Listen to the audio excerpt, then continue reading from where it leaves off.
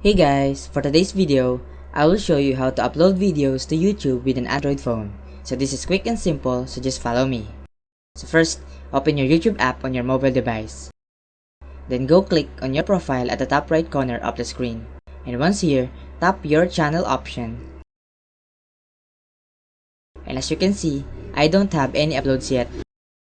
So what you want to do is click on the create button on the middle of the screen. And there is a 3 option you will see. Just tap on the upload a video.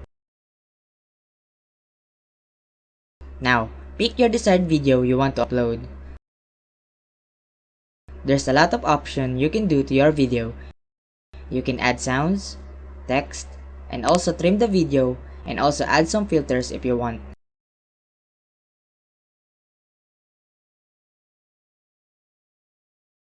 So there you have it. Thank you for watching and please don't forget to subscribe.